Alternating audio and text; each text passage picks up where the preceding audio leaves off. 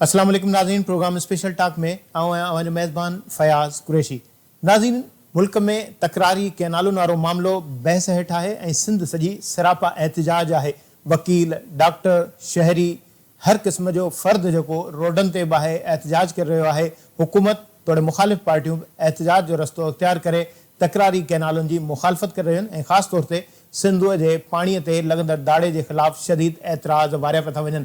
जिते एतिराज़ वारिया पिया था वञनि उते रोडनि खां पोइ हाणे मामिलो अदालतुनि ताईं पहुची वियो आहे। अॼु सिंध हाई कोर्ट बाज़ाब्ता तौर ते स्टे ऑर्डर जारी कंदे न सिर्फ़ु तकरारी कैनालुनि वारे मामले ते वफ़ाक़ ऐं इरसा जे जेके अमलदार आहिनि उन्हनि खे तलब कयो आहे ऐं आर्ज़ी तौर ते स्टे ऑर्डर जारी कंदे जेका कैनालुनि वारो कमु आहे उन्हनि खे बंदि करण जो हुकुम जारी कयो आहे। मुख़्तसिर फ़ैसिले में इन हवाले सां जिते हिदायत कई वई उते वधीक अॻिभराई 18 अप्रैल ते थींदड़ जेका ॿीहर जेका अदालती कार्रवाई उन में थींदी ऐं जिते वफ़ाक़ पारां जेको मौक़िफ़ पेश कयो वेंदो ऐं अहिड़ी तरह सां इरसा पारां पंहिंजो जेको मौक़िफ़ आहे उहो आॾो रखियो वेंदो। इन हवाले सां जेके दरख़्वास्त ते जेका अदालत में प्रोसीडिंग कंदड़ बैरिस्टर ज़मीर गुमरो साहब उन सां राब्तो कयो। ज़मीर गुमरो साहब असां सां गॾु टेलीफोन लाइन ते मौजूदु आहिनि। ज़मीर साहब अस्सलाम वालेकुम। वालेकुम सलाम। ज़मीर साहब, अॼु तमामु हिकिड़ी वॾी डेवलपमेंट नज़र आई आहे। सिंध तक़रीबन 2 महीननि खां वठी सरापा एहतिजाज आहे। वफ़ाक़ आॾो दाऊं थी रहियूं आहिनि, मुतालबा थी रहिया आहिनि। सिंध हुकूमत ख़ासि तौर ते सदर ममलिकत पार्लियामेंट जे गॾियल इजलास खे ख़िताब करे कैनालुनि वारे मामले ते पंहिंजो ओपिनियन बि अख़्तियार कयो। छा सम्झो था ही जेका क़ानूनी जंग आहे उन में जिते अॼु जेका अॻिभराई थी आहे उन में ईंदड़ ॾींहंनि में छा महसूसु थिए थो? माज़ी में तव्हां बिटे मकानी कानून जे ख़िलाफ़ अदालत में हुया त काफ़ी उन में डेवलपमेंट नज़र आई त हीउ जेको मामिलो आहे उन में सम्झो था त क़ानूनी जंग में असांखे फ़तह हासिल थी सघे थी? बिल्कुलु बिटे निज़ाम वक़्तु में मां वियो हुउसि ऐं बिटे निज़ाम खे सुप्रीम कोर्ट मां ख़तमु करायो। सुप्रीम कोर्ट में जेको आहे सो सिंध गवर्नमेंट जेको आहे रिपील करे लॉ उहो खणी आई ऐं सुप्रीम कोर्ट उन खां पोइ उन ते फ़ैसिलो ॾिनो हो। ऐं हीउ मामिलो जेको आहे हिन में बि फ़ैसिलो मुंहिंजो वरितलु आहे 2017 में सिंध हाई कोर्ट इहो फ़ैसिलो ॾिनो त इसा जो जेको फेडरल मेंबर हूंदो उहो सिंध सूबे मां हूंदो ऐं फेडरल गवर्नमेंट हली वई अपील में सुप्रीम कोर्ट में, उहा अपील हुनजी रद्द थी वई। त मूं जेका पिटीशन दाख़िल कई आहे उहा इहा आहे त इरसा में जेको अर्जद इम्तियाज़ अली आहे फेडरल मेंबर इरसा मुक़ररु कयो वियो आहे उन्हनि जी अपॉइंटमेंट हाई कोर्ट जे फ़ैसिले ऐं सुप्रीम कोर्ट जे फ़ैसिले जे ख़िलाफ़ आहे। ऐं जॾहिं त उनजी मुक़ररी जेको आहे गैर क़ानूनी आहे, सिंध जा इरसा में 2 मेंबरनि बजाए 1 मेंबर आहे, त इरसा जी जेका जोड़ जक आहे उहा बि गैर क़ानूनी आहे। ऐं उन गैर क़ानूनी जोड़ जक दौरान जेको इरसा कैनाल ठाहिण लाइ वाटर अवेलेबिलिटी जारी कयो आहे उहो बि गैर क़ानूनी आहे। उन ते हाई कोर्ट हुकुम जारी कयो आहे त उन ते सर्टिफिकेट ते अमल न कयो वञे, जंहिंजो मतिलबु इहो आहे त जेको सर्टिफिकेट जी बुनियाद ते जेको कैनालनि जो कमु कयो वेंदो उनखे हाई कोर्ट रोके छॾियो आहे। ऐं इहो तमामु सुठो अमल आहे। बेसिकली मूं जेको इरसा जी कंपोज़िशन आहे उनखे चैलेंज कयो आहे। जॾहिं कंपोज़िशन गैर क़ानूनी आहे त इरसा जो फ़ैसिलो जेको आहे कैनाल कंस्ट्रक्शन वारो सर्टिफिकेट कीअं जारी करे सघे थी? अच्छा ज़मीर साहब, जिते ज़ाहिर पाण इरसा जी कंपोज़िशन खे तव्हां चैलेंज कयो आहे उते इहा बि ॻाल्हि थिए थी त बुनियादी तरह सां सिंध जेका कैनालुनि खे रद्द करे थी, कैनालुनि वारो जेको ओपिनियन आहे उन ते अदालत में को मौक़िफ़ इख़्तियार नाहे कयो वियो। हालांकि स्टे ऑर्डर में कैनालुनि वारो जेको कमु आहे उन ते कमु रोकण जे हवाले सां बि अदालत जेको इब्तिदाई फ़ैसिलो जारी कयो स्टे में उन में इहो ज़िक्र कयल आहे। ॾिसो बेसिकली त मुंहिंजी आहे रिटको वारंटो इरसा जे मेंबर जे ख़िलाफ़ ऐं उन में पोइ कॉन्स्टिट्यूशनल रिलीफ इहो आहे त उन गैर क़ानूनी अपॉइंटमेंट जे दौरान जेको इरसा फ़ैसिलो कयो आहे उहो बि गैर क़ानूनी आहे। ऐं उन ख़िलाफ़ अॻिलो फोरम जेको आहे CCI में सिंध गवर्नमेंट अॻु में वियल आहे उन फ़ैसिले जे ख़िलाफ़। बाक़ी बेसिकली मूं इरसा जे कंपोज़िशन खे चैलेंज कयो आहे ऐं उन में मूं इहो ई चयो आहे त इरसा जेको आहे सो जीअं इरसा जी जेका कंपोज़िशन आहे उहा गैर क़ानूनी आहे, उनजे करे उनजे मेंबर खे हटायो वञे, सिंध मां मेंबर मुक़ररु कयो वञे ऐं उन जेको सर्टिफिकेट जारी कयो आहे उनखे बि रद्द कयो वञे। अच्छा ज़मीर साहब, हिकिड़ो त फोरम ज़ाहिर आहे बुनियादी तरह सां CCI जो आहे जंहिं ते एॾे वॾे इशू ख़ासि तौर ते पाणी जो जेको मामिलो आहे हिन सां ई जुड़ियल आहे CCI सां, त उनखां सवाइ मंज़ूर नथो करे सघिजे। त हिन में इहो रेफरेंस कोड कयल आहे त बग़ैर जेको इरसा ऐं जेको एक्निक जी मंज़ूरी जे इहे जेके मामला उन ते अॻिभराई कई वई आहे ऐं ख़ासि तौर ते पंजाब हुकूमत जेका आहे उहा इन हवाले सां कम ते जेका अॻिभराई करे चुकी आहे, शुरूआत बि करे चुकी आहे। त इहे मामला जिते बिना मंज़ूरी जे शुरूआत थिए थी, जेको आइन ऐं कानून जी जेका लताड़ थिए थी सम्झो था त उनखे अदालती कार्रवाई जे ज़रिए रोके सघिजे थो। ऐं ॿियो सवाल इहो आहे त जॾहिं चैलेंज सर्टिफिकेट खे कयो वियो आहे, चैलेंज अरसा खे कयो वियो आहे, वफ़ाक़ी हुकूमत खे कयो वियो आहे, त पोइ बुनियादी तरह सां जेकॾहिं दुर आहे त पंजाब हुकूमत आहे, त उहा हिन में मामले में नज़र अंदाज़ छो थी नज़र अचे? ॾिसो, बुनियादी तौर ते पंजाब गवर्नमेंट एक्नेक जे अप्रूवल खां सवाइ ऐं इरसारी सर्टिफिकेट खां सवाइ जेको आहे मूव नथी करे सघे न। त बेसिक जेका शइ आहे उहा आहे इरसा जो वाटर अवेलेबिलिटी सर्टिफिकेट, इरसा जी कंपोज़िशन, ऐं उन खां पोइ एक्नेक उनखे मंज़ूरी कोन ॾिनी आहे। CCI में सिंध जी गवर्नमेंट जी अपील डिसाइड न थी आहे। त इहो जेको बि लीगल प्रोसेस आहे जेसिताईं कंप्लीट नथो थिए त पंजाब हुकूमत कीअं जेको आहे सो उते डिगिंग करे सघे थी या कैनालनि जो कमु शुरू करे सघे थी। उहा स्कीम थ्रू कोन थी आहे। एक्नेक में हर 10 अरबन खां मथे जेका बि स्कीम आहे उहा एक्नेक में वेंदी आहे। एक्नेक जे अप्रूवल कंदो आहे। इरसा जे सेक्शन 8 में लिखियलु आहे त इरसा जेको वाटर अवेलेबिलिटी सर्टिफिकेट जारी कंदी उहो एक्नेक जे मीटिंग लाइ कंदी। ऐं एक्नेक जेको आहे सो अञा ताईं उनखे मंज़ूरी न कयो आहे त कैनालनि जी कंस्ट्रक्शन थी कीअं सघे थी। लीगल प्रोसेस खे तव्हां जॾहिं बाईपास कयो था त ज़ाहिर आहे उहा त नथी थी सघे। उहो त सिंध गवर्नमेंट में वे वई आहे प्रोसेस में, छो त वाटर डिस्प्यूट में जेको आहे सो प्रोविंशियल गवर्नमेंट ई वञी सघे थी। मां वियो आहियां इरसा जे कंपोज़िशन जे ख़िलाफ़। ही वरी ॿियो पासो आहे त इरसा जी कंपोज़िशन जॾहिं गैर कानूनी आहे त उहा न त वाटर अवेलेबिलिटी सर्टिफिकेट जारी करे सघे थी, न वरी जेको आहे सो कैनालनि जे कंस्ट्रक्शन ते को पंहिंजो फ़ैसिलो करे सघे थी। इन जे करे जो छो त उनजो जेको मेंबर आहे फेडरल मेंबर इरसा, उनजी अपॉइंटमेंट गैर कानूनी आहे। सिंध जा 5 मां 2 मेंबर हूंदा त सिंध जेको आहे सो वधीक जेको आहे सो कंपेनिंग करे 4 मेंबर हथु करे सघे थी, अक्सर ज़ाहिर करे सघे थी इरसा में। ऐं पाणी जी डिस्ट्रीब्यूशन जो बि मसइलो आहे। कैनाल तरक़ थी वञनि पर उनखां पोइ पाणी जो डिस्ट्रीब्यूशन जो बि मसइलो आहे। उन में जॾहिं असांजा 2 मेंबर न हूंदा त पाणी जी डिस्ट्रीब्यूशन सही कीअं थींदी। उनजे करे इरसा जी कंपोज़िशन जेका आहे उहा जेको आहे सो बेसिक आहे, छो त पाणी जा जेके फ़ैसिला कंदी आहे इरसा कंदी आहे। ऐं जेको CCI आहे उहो अपीलेट इदारो आहे। CCI जी अपील वेंदी आहे जॉइंट सेशन ऑफ पार्लियामेंट में। इहे अपीलेट इदारा आहिनि। बेसिकली जेको इदारो आहे उहो इरसा जो आहे, पाणी जे डिस्ट्रीब्यूशन जो या पाणी जे सिलसिले में जेको आहे सो एक्शन खणे थो इरसा ई कंदो आहे। अच्छा रमेश साहब, तव्हां जहिड़ी रीति ॿुधायो था त हिकु पासे खे तव्हां अदालत में चैलेंज कयो आहे, ॿियो पासो जेको उहो रहे थो कैनाल वारे मामले ते, सम्झो था त उन ते का दुर अदालत वञी सघे थी या इन हवाले सां का बि पिटीशन बि दाख़िल थी सघे थी? न न, उहो नथी वञी सघे का बि दुर। उहा गवर्नमेंट थी वेंदी आहे CCI में। ऐं CCI जे आर्टिकल 155 में लिखियलु आहे त CCI जो को फ़ैसिलो अदालत में चैलेंज नथो थी सघे। उनजे करे उहो ॿियो पासो आहे, उहो गवर्नमेंट ई वञी सघे थी सिर्फ़ु, ॿियो को माण्हू नथो वञी सघे। ऐं उन में जेको आहे सो कोर्ट जी जुरिडिक्शन पावर आहे। ही असीं जेको आहे सो कई आहे इरसा जे कंपोज़िशन खे चैलेंज, ऐं उन में असीं इहा जेको आहे सो कॉन्स्टिट्यूशनल जेका प्रेयर थींदी आहे उहा विधी आहे। Basically appointment of the member federal IRSA खे चैलेंज कयो आहे, इरसा जी कंपोज़िशन खे चैलेंज कयो आहे। सर अच्छा ज़मीर साहब, हिकिड़े पासे ज़ाहिर आहे जिते अदालत में मामिलो चैलेंज आहे, ॿिए पासे रोडनि ते बि एहतजाज थी रहिया आहिनि। हाणे ख़ासि तौर ते वकील जेके आहिनि उहे धरणो हणण जी ॻाल्हि पिया कनि, रोड पंजाब जा जेके आहिनि उहे बंदि करण जी ॻाल्हि पिया था कनि। त वकीलनि में बि हिकिड़ो कंफ्लिक्ट नज़र अचे थो। सम्झो था त हाणे हिन केस जे दाख़िल थियण खां पोइ या अॻिते वधण खां पोइ सम्झो था त वकील तव्हां सां हमकुलो थी बीहंदा, गॾु बीहंदा, या सम्झो था त इन मामले ते हू हुनखे सियासी रंग ॾींदा? ॾिसो, हर पॉलिटिकल जेको फ्रंट्स हूंदा आहिनि उहो हर पंहिंजो पॉलिटिकल पार्टी जा या हर सेक्शन जा उहे जुदा जुदा हूंदा आहिनि। ऐं हिनखे तव्हां जेको आहे सो उन सां जदोजहद खे जेको आहे सो बिल्कुलु पाणी जी जदोजहद खे ऐं सल्यूट पेश करण थो सिंध जे अवाम खे। त उन्हनि पाणी जी जेका जदोजहद कई आहे उहा अनपैरेलल आहे। ऐं छो त पाणी असांजो जापो आहे, सिंधू दरिया असांजो जापो आहे। सिंधू दरिया खे जेको आहे सो 1992 में जाम सादिक ऐं उनजे साथियुनि वोट ते ताबिया कयो। पहिरियों वोट जे ताबिया न हो असांजो पाणी, इरसा एक्ट खे आणे।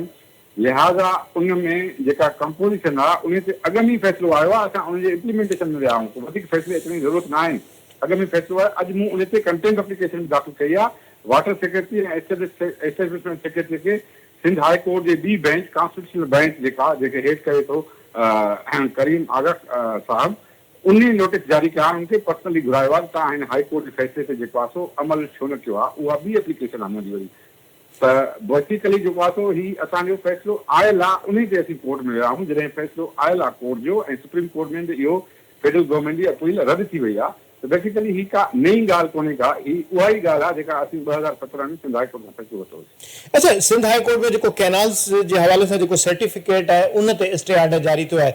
सम्झो था त कैनाल जी जेका तामीर आहे इन सर्टिफिकेट जे मामले ते स्टे थियण खां पोइ रुकजण जे हवाले सां सम्झो था पूरी उम्मीद आयो? ॾिसो कैनाल जी कंस्ट्रक्शन त थी कोन थी सघे न जेसि ताईं लीगल प्रोसेस मुकमिल थिए। लीगल प्रोसेस इहो आहे त इसां भली अवेलेबिलिटी सर्टिफिकेट जारी करे पर उनजी अपील पंहिंजो सिंध गवर्नमेंट जेको आहे सो एक्सनेकमेंट जो उनजी मुखालफ़त कई आहे ऐं CCI में अपील पेंडिंग आहे। जेकॾहिं कंहिंखे फॉर एग्ज़ाम्पल जेको आहे ॾुहारीअ खे सिंध हाई कोर्ट फांसी ॾेई छॾे, हू अपील करे सुप्रीम कोर्ट में, छा त अपील जे पेंडिंग हूंदे हुनखे फांसी थी सघे थी छा? त कैनालनि जो कमु बि छा अपील जी सुप्रीम कोर्ट CCI में जेको आहे सिंध गवर्नमेंट जी पेंडिंग आहे, उन ते कैनालनि जो कमु कीअं शुरू थी सघे जॾहिं एक अप्रूवल न ॾिनी आहे हुनजी। त मुंहिंजे ख़्याल में हीउ सॼो जेको प्रोसेस आहे उनखे बाईपास करे ऐं डिगिंग जी कोशिशि कई वई आहे ऐं कमु त उन ते थी नथो सघे, पॉसिबल ई न आहे त कमु थी सघे विदाउट जेको आहे सो जेका लीगल प्रोसेस आहे उनखे बाईपास करे इहो कम जी कोशिशि कई वई, पर मुंहिंजे ख़्याल में स्कीम ई शुरू कोन थी आहे, स्कीम जो अप्रूवल ई कोन ॾिनो आहे। सही। अच्छा, पर बावजूदि हुनजे अगरि जेकॾहिं पाण सिंध TV जा जेकॾहिं इन्वेस्टिगेशन सेल जा फुटेज ॾिसूं था ऐं असांजी टीम उते विज़िट बि कयो ऐं ॾिसी बि आई आहे त उते कैनालुनि जे हवाले सां काफ़ी कमु बि थियो आहे। वॾे वज़ीर पहिरियों इन हवाले सां इनकार कयो, बाद में इन ॻाल्हि जो एतिराफ़ कयो त जेको मॉडल जे तौर ते जेको कमु कयो वियो आहे, कुझु फार्म हाउस क़ाइमु कया विया आहिनि त बग़ैर एक्निक जी मंज़ूरी जे, बग़ैर CCI जी मंज़ूरी जे अहिड़े क़िस्म जी जेका अॻुभराई थी आहे उनखां इनकार बि कजे थो, इक़रार बि कजे थो। त इन मामले में सम्झो था त पंजाब आइन ऐं कानून जी इनहराफ़ी नाहे कई।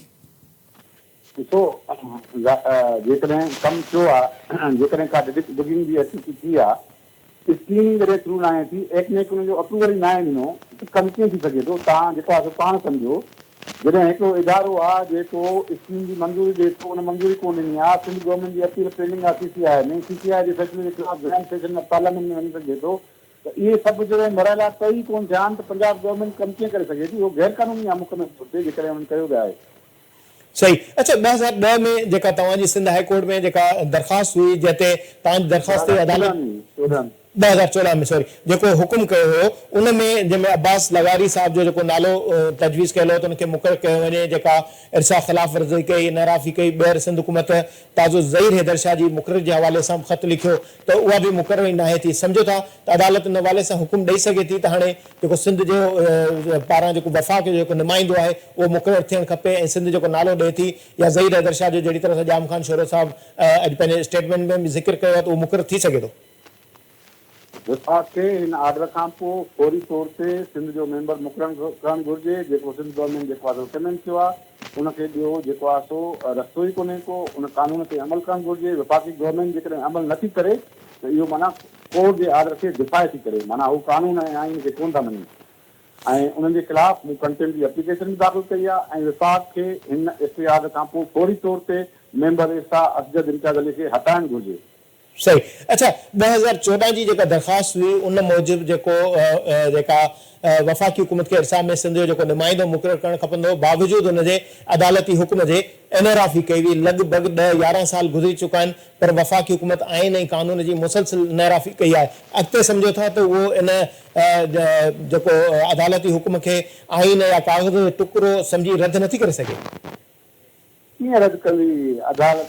हुकूमत जेको आहे सो लीगल मैकेनिज़म त अची हले, उहो कीअं जेको आहे सो कोर्ट जो हिकिड़ो वाज़े फ़ैसिलो आहे, सुप्रीम कोर्ट उनजी अपील रद्द करे छॾी आहे, उहा कंदी त माण्हुनि खे आलम आश्कार ॻाल्हि थी वेंदी त पोइ माण्हुनि जो जेको एहतिजाज आहे उहो त जाइज़ थी वेंदो। त बाबा जेकॾहिं तव्हां कोर्ट ऑर्डर खे नथा मञो त उनजो मक़सदु इहो आहे त माण्हू जेको आहे सो निकिरनि, उहे बग़ावत कनि, छो त कोर्ट ऑर्डर खे जेकॾहिं गवर्नमेंट नथी मञे त हू माण्हुनि खे बग़ावत ते पाण थी आहे न, हू त विफ़ाक़ जे ख़िलाफ़ु कमु करे रही आहे। पोइ जॾहिं माण्हुनि खे जेको आहे सो कानूनी रिलीफ बि नथो ॾिनो वञे, हाई कोर्ट जे सुप्रीम कोर्ट जे फ़ैसिलनि खे बि नथो मञियो वञे पाणी इरसा जी कंपोज़िशन जे बारे में, त उहो पोइ माना फेडरल गवर्नमेंट पाण खां माण्हुनि खे इसाए रही आहे त तव्हां बग़ावत कयो। पर सम्झो था माण्हू इन फ़ैसिले जे अगेंस्ट में जिते एहतिजाज करे रहिया आहिनि, एतिरे क़िस्म जी एतिरी हद ताईं जेको एहतिजाज मूव थी सघे थो वफ़ाक़ी हुकूमत जे आइन ऐं कानून जी इनहराफ़ी ख़िलाफ़? बिल्कुलु, इहो त सिंध जे माण्हू खे शाबाश हुजे, उन्हनि एहतिजाज कयो आहे जेको सिंध जो ज़ियाफ़ो आहे सिंधू दरिया जे लाइ, ऐं पाकिस्तान पीपुल्स पार्टी उन्हनि जो क़दुरु करे थी ऐं Pakistan Peoples Party chairman Bilawal Bhutto Zardari चयो आहे त असीं सिंध पंहिंजो सिंध अवाम सां गॾु हूंदासीं, असीं शहबाज़ गवर्नमेंट सां गॾु न बीहंदासीं। इहो वाज़े मैसेज आहे फेडरल गवर्नमेंट खे त उहो फौरी तौर ते पंहिंजे इरसा जे गैर क़ानूनी मेंबर खे हटाए, इरसा जी कंपोज़िशन सही करे हिसाब में जेको वाटर अवेलेबिलिटी सर्टिफिकेट आहे उनखे रद्द करे कैनाल कंस्ट्रक्शन खे रद्द करे। अच्छा जमीर साहब 1991 वारो जेको रिकॉर्ड आहे उन ते बि सिंध शदीद ख़दशा ॾेखारिया बिलाख़िर उनखे बि तस्लीम कयो वियो।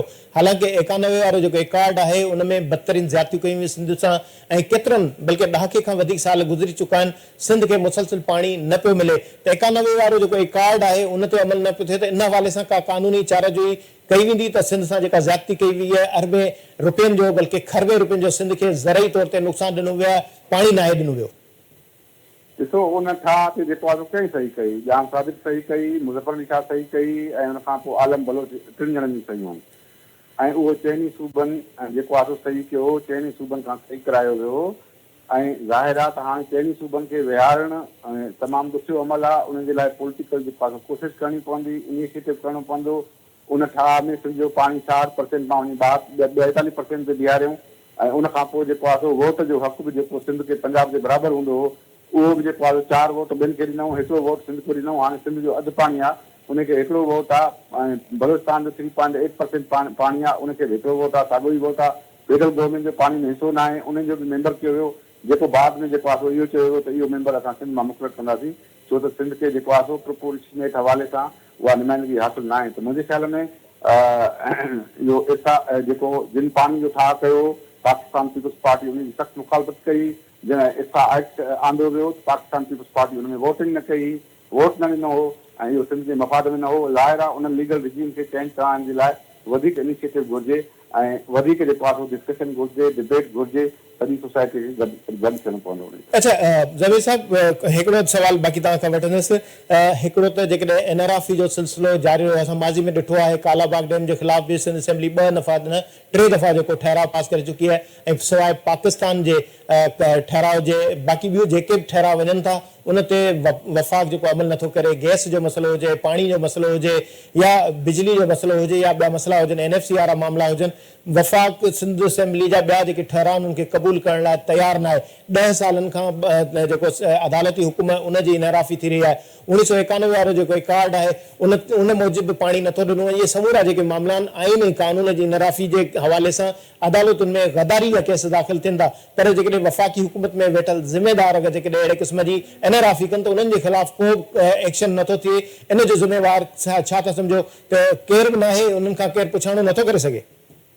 बिल्कुलु उन्हनि खां पुछाणो उन्हनि सां एंगेजमेंट बि थी आहे ऐं सिंध गवर्नमेंट वक़्तनि ब वक़्तनि तेल जे मसइले ते गैस जे मसइले ते या पाणी जे मसइले ते NFC जे मसइले ते नौकरियुनि जे मसइले ते वफ़ाक़ सां जेको आहे सो ॾे वठि कंदी रही आहे पर ज़ाहिर आहे त जेका बालादस्त रिजीम आहे कानून जी आइन जी उहा शुरू खां उन्हनि जे हक़ में रही आहे ऐं उन में जेतिरो बि स्पेस आहे त उन में सिंध जे अवाम जेको आहे सो भरपूर कोशिशि कई आहे त उहे सिंध जा जेके राइट्स आहिनि उन्हनि खे बहाल करायो वञे पर अञा जेको आहे सो मंज़िल अॻिते आहे जो सिंध खे मुकमिल इक़्तिदार आला अञा ताईं न आहे मिलियल ऐं सिंध जेको आहे सो डेमोक्रेटिक सिस्टम में पाण खे जेको आहे सो अञा एतिरो मज़बूत नथी सम्झे उनजे करे मुंहिंजे ख़्याल में अॻिते हली इन सभिनी मसइलनि खे करणो पवंदो अञा खणी बि रहिया आहियूं करणो पवंदो। सम्झो था त इहे समूरा जेके मामला आहिनि अदालत में खणी वञणो पवंदो ऐं हिकिड़ो ख़ासि अहम जेको मौज़ू आहे उहो आख़िरी सवाल तव्हां खां वठां थो बसि सदर साहिब जे हवाले सां जेको गैर कानूनी तौर ते मिनट्स जारी करे उनखे ग़लति इस्तेमालु कयो वियो आहे छा इहे मामला अदालत में चैलेंज नथा थी सघनि त एतिरी वॾी लेवल जा जेके मामला आहिनि उन्हनि खे ग़लति कोर्ट कयो थो वञे ऐं सदर साहिब जे हवाले सां कानूनी जो चाराजोई नथो करे सघे। ॾिसो कानूनी चाराजोई न थींदी आहे ऐं सदर जेको आहे सो जॉइंट सेशन ऑफ पार्लियामेंट खे ख़िताब कंदे मैसेज ॾेई छॾियो त बाबा कैनालनि ते जेको आहे सो को बि उन्हनि जे प्रोजेक्ट खे अबंडन कयो वञे उन खां सवाइ सदर मुल्क जो हाईएस्ट फोरम आहे उन में जॾहिं सदर इहो चयो त उन लेटर जी या उन जेको आहे मिनट जी कानूनी अहमियत कहिड़ी रहे कहिड़ी अहमियत आहे कानूनी तौर ते तव्हां ॿुधायो। सही मुंहिंजे ख़्याल में कानूनी अहमियत न आहे। ज़मीर साहब जो चवणु आहे त हाईएस्ट फोरम जेको सदर जो जेको बयानु आहे स्टेटमेंट आहे उहो वधीक अहम आहे बनिस्बत उनजे जेको स्टेटमेंट जे अगेंस्ट में जेके मिनट्स जारी कया विया उहो ग़लति तरीक़ेकार हुयो त इन बुनियाद अहिड़े क़िस्म जो जेको तर्ज़ु आहे उहो ग़लति आहे। प्रोग्राम में वक़्तु ब्रेक तां मोटी था अचूं वरी कोशिशि था कयूं त कंहिं एनालिस्ट खे पाण सां गॾु जॉइन कयूं ऐं उन खां बि हवाले सां ओपिनियन वठूं था शॉर्ट ब्रेक।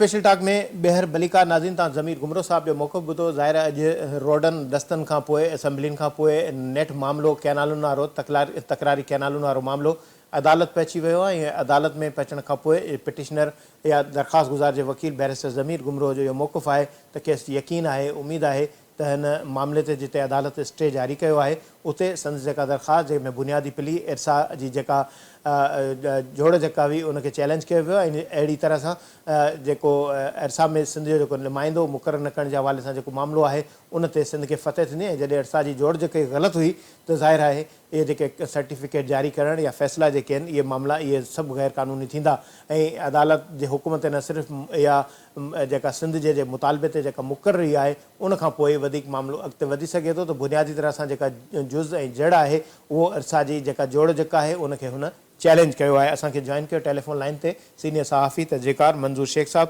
मंज़ूर साहब अस्सलाम वालेकुम। वालेकुम सलाम। मंज़ूर साहब अॼु ज़मीर गुमरो साहब जे केस जे हवाले सां तव्हां ज़ाहिर समूरो मामिलो ॿुधो बि ऐं इन खां अलावा ज़मीर साहब जी प्रेस कॉन्फ्रेंस में बि पाण मौजूदु बि हुयासीं ऐं समूरी जेका संदसि कारगुज़ारी हुई उन ते पाण उनखां सवाल बि कया। असल मामिलो आहे कैनाल जिनखे चैलेंज करणु खपंदो हुयो पर सर्टिफिकेट ऐं इरसा जी जेका जोड़ जेका आहे उहा अदालत में चैलेंज कई वई आहे। सम्झो था रोडनि असेंबलियुनि खां पोइ अदालत में पहुतल मामिलो ऐं इख़्तियार कयल जेका पिली आहे उहा सिंध खे पंहिंजो हक़ु ॾियारे सघंदी, तकरारी कैनाल रद्द थी सघंदा। पाणी जो जेको मामिलो आहे जंहिंमें 2014 में गुमरो साहब अॻु में बि अदालत खां फ़ैसिलो वठी चुको आहे पर वफ़ाक़ी हुकूमत हमेशह आइन ऐं क़ानून जी इनराफ़ी कंदी रही आहे ऐं सिंध जो जेको सिंध जी जेका घुर ऐं मुतालबा जेके आहिनि उन्हनि खे रद्द कयो वियो आहे। भली सवाइ पाकिस्तान ऐं कालाबाग डैम जे सिंध जा जेके मुतालबा जेके सिंध असेंबली में ठहराव जी सूरत में पेश थींदा रहिया आहिनि उन्हनि खे बि रद्द कंदे लताड़जंदा रहिया आहिनि ऐं मौजूदा हुकूमत खे बि 1.25 साल जे लॻभॻि अरसो थियण वारो आहे पर CCI जो इजलास आइन ऐं क़ानून जे ख़िलाफ़ न पियो कयो वञे। फैज़ हाणे इन में 2-3 शयूं आहिनि जेके ज़हन में रखण जी ज़रूरत आहे। ॻाल्हि इहा आहे त पहिरीं ॻाल्हि त को बि दुनिया जो वकील जेको आहे उन वटि केतिरो बि कमज़ोर तरीन केस छो न हुजे या केतिरो बि मज़बूत केस छो न हुजे उहो इहो त न चवंदो त केस हाराए वेंदुसि। सही। नंबर 1 पहिरीं ॻाल्हि इहा आहे। हाणे by virtue of all this त ज़मीर गुमरो वारी ॻाल्हि आहे कीअं चवंदो त केस हाराए वेंदुसि या छा बि थींदो। ॿी शइ ज़हन में रखण जी ॻाल्हि इहा आहे त दुनिया जहान में जेके बि इन टाइप तहरीकूं आहिनि 5 खां 8 ताईं अहिड़ियूं तहरीकूं आहिनि जेके दरियाहनि ऐं खे बहाल करणु ऐं जेके डैम्स आहिनि उन्हनि जे तबाहकारी जे करे दुनिया जहान में शुरू कया। उनमें वेस्ट बि आहे, वेस्टर्न कंट्रीज़ बि आहिनि, अमेरिका, तव्हांजो यूरोप, उन खां अलावा जेको आहे लैटिन अमेरिका ऐं इवन इंडिया। उन्हनि तहरीकुनि में बि जेको आहे उहे सभई पासा इस्तेमालु थिया, सभई ऑप्शन्स इस्तेमालु कया विया। हाणे उन्हनि ऑप्शन्स में हिकिड़ो ऑप्शन जेको आहे उहो अदालती बि हुजे थो, हिन में कोई शक न आहे। पर इम्पोर्टेंट ॻाल्हि इहा आहे त जेके जेके फोरम्स तव्हां इस्तेमालु कयो था उहे फोरम्स जेके आहिनि उहे केतिरा ट्रस्टेड आहिनि, उन्हनि ते केतिरो एतबार करे सघिजे थो, उन्हनि जी कॉन्स्टिट्यूशन कीअं आहे, उन्हनि में पॉलिटिक्स त न आहे या उहे कंहिंखां इन्फ्लुएंस त न आहिनि।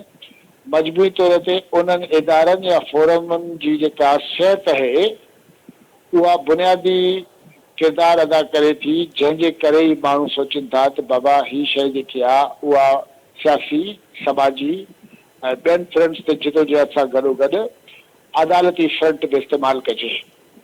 पर पाकिस्तान जे अंदरि पाण में वेठा आहियूं, को बि माण्हू तव्हांखे अदालतुनि ते, असांजे पार्लियामेंट ते, असांजी असेंबलियुनि ते या हुकूमत जा जेके ॿिया फोरम आहिनि उन्हनि फोरमनि ते एतबार कंदे 100% एतबार कंदे नज़र न ईंदो। सही। हिन सॼी ताज़ी जेको आहे उहो ॾहाको खण जी सॼी तारीख़ में तव्हां ॾिसंदव त असांजे अदालतुनि माशाअल्लाह जेको कुझु पंहिंजी तारीख़ ठाही आहे उहा असां सभिनी जे साम्हूं आहे।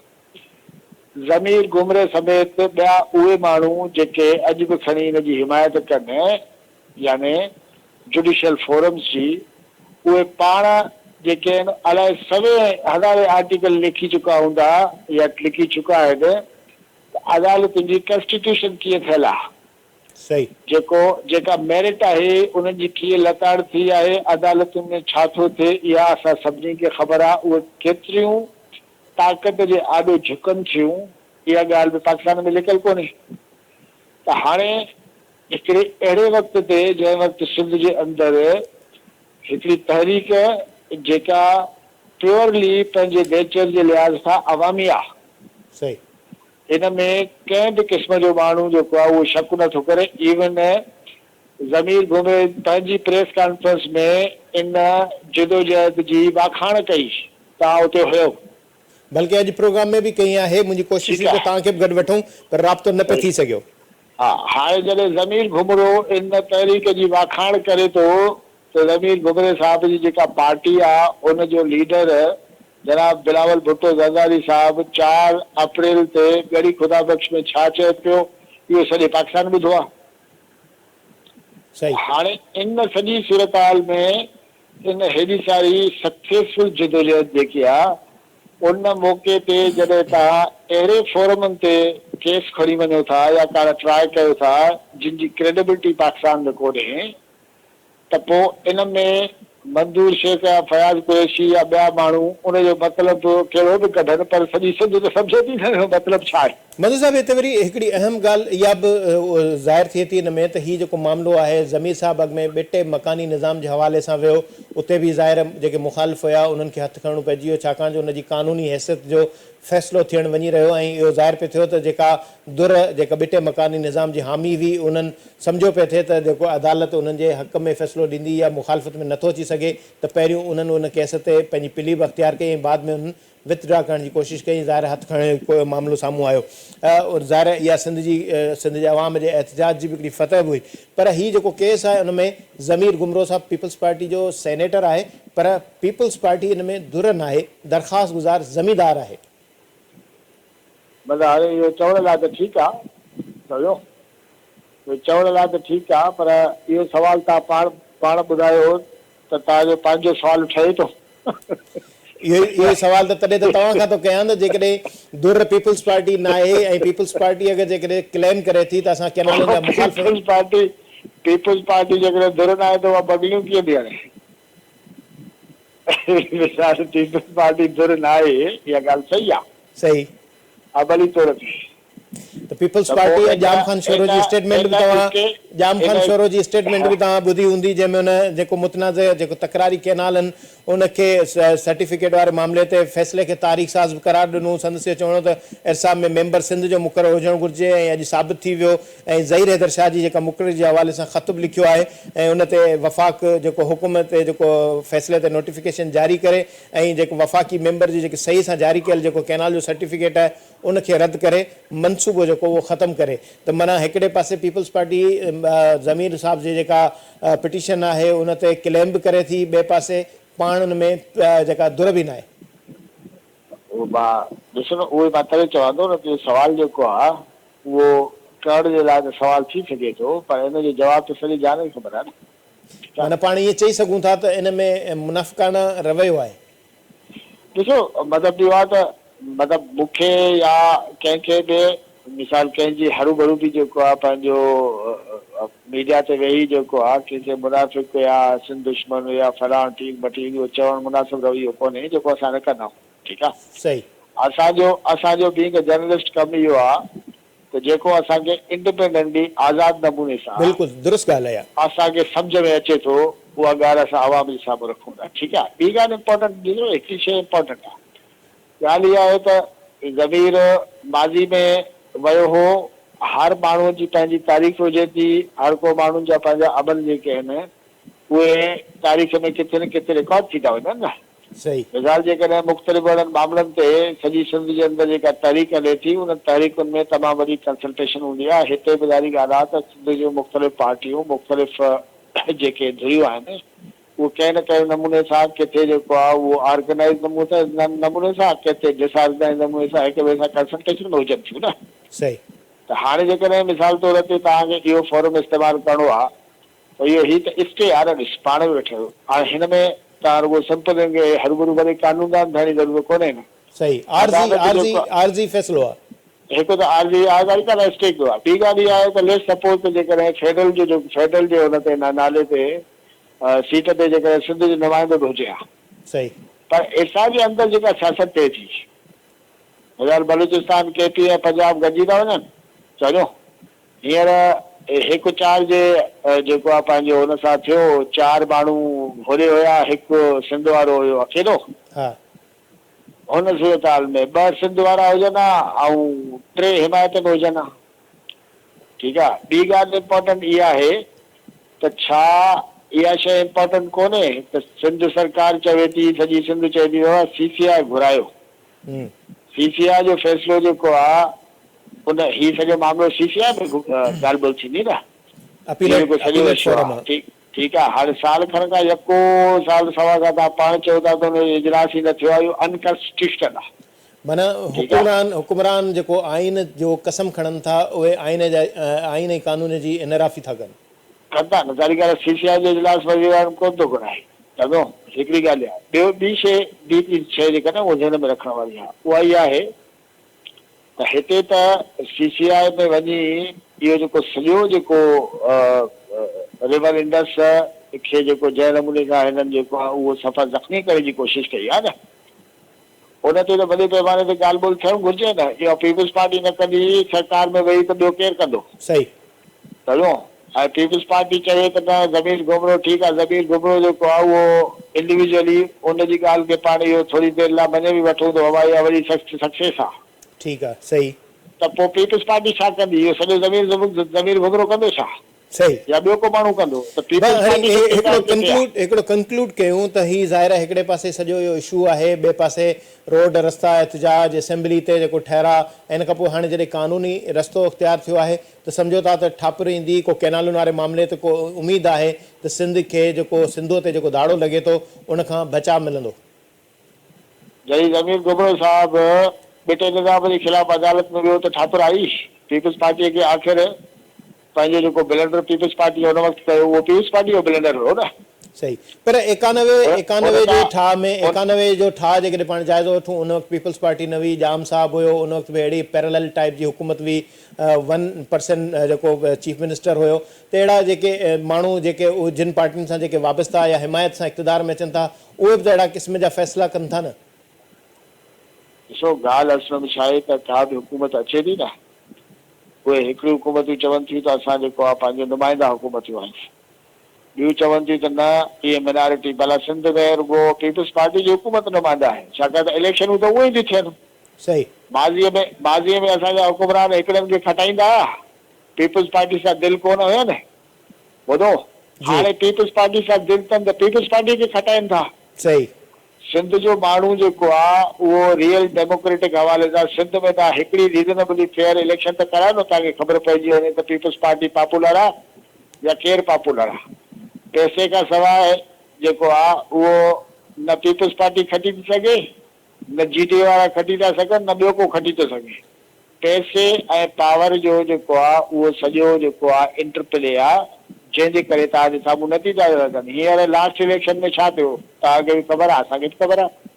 त ॻाल्हि इहा आहे त हिकिड़ी हुकूमत चवे त आउं रिप्रेज़ेंटेटिव आहियां, ॿियूं हुकूमतूं जेकॾहिं रिप्रेज़ेंटेटिव न आहिनि। अरे बाबा, जेकॾहिं 1991 में ठाह में जेकॾहिं जाम साहिब जेको हुन खां पोइ मुज़फ़र शाह ऐं इहे सॼा शामिल हुया त पोइ उन खां पोइ तव्हां हेॾा दफ़ा सिंध में हुकूमत कई आहे न, त 1991 ठाह जा जेके ग़लति पासा आहिनि, जेके सही नेगोशिएट न थिया, जेको सही एग्रीमेंट न थियो त उनखे तव्हां सही कयो आहे न।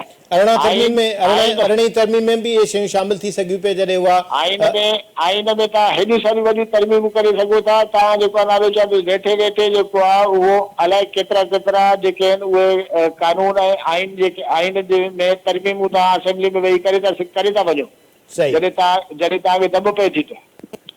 बाक़ी हाणे 1991 वारो ठाह जेको आहे उहो तब्दील नथो थी सघे, उनखे बहितर नथो बणाए सघिजे, सूबनि खे विहारे जेको आहे हुन ते वॾो प्रोसेस नथो करे सघिजे। इहा इन जी का जस्टिफिकेशन आहे छा?